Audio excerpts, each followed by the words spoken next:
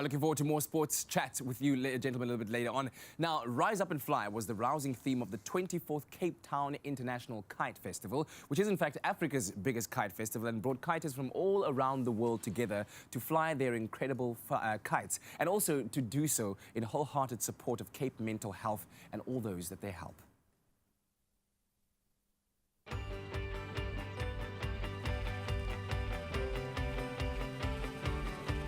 The annual kiting extravaganza is the grand finale to October's Mental Health Month campaign and has been flying in support of Cape mental health since 1994.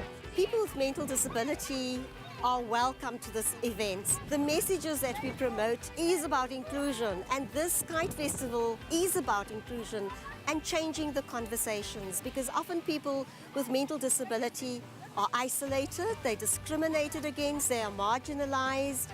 And this event talks about changing that negative conversation. What gets people's attention every year and interest in coming to the Kite Festival is the fact that annually we have this array of magnificent, spectacular kites in the sky. We have international kiters that come from different countries. Every year we get a different group, because this allows for different creativity and kites in the sky.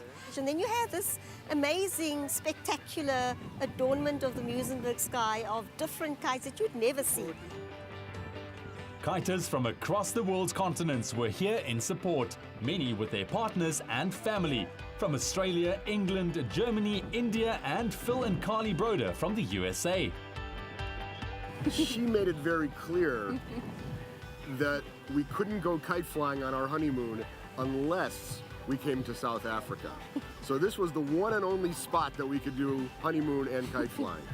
Now, the fact that we get to support Cape mental health at the same time, see this beautiful country. This is my second time here, so I get to show her for the first time. We made sure that while we were here that we wanted to not only see, it's not just about coming to the festival. It's nice to see our international friends and meet new people, but it is part of supporting Cape mental health, but it's also learning the culture and the countries that we're in and taking time to be appreciative of everything that's here. So that's part of why I enjoy our journeys, and especially this trip.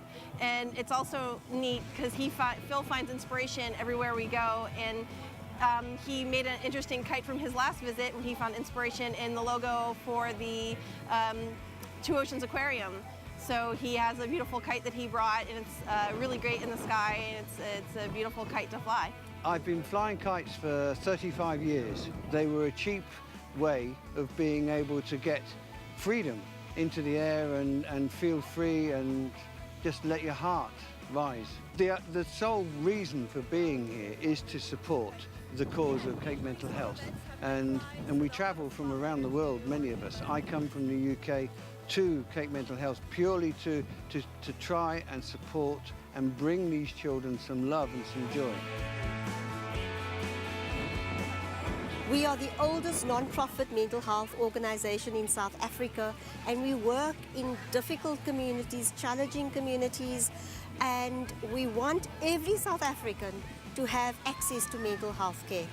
With this event and with all the funds we can raise with this event, we can ensure that those communities that have no access have access, and that people with mental disability can live integrated within their communities.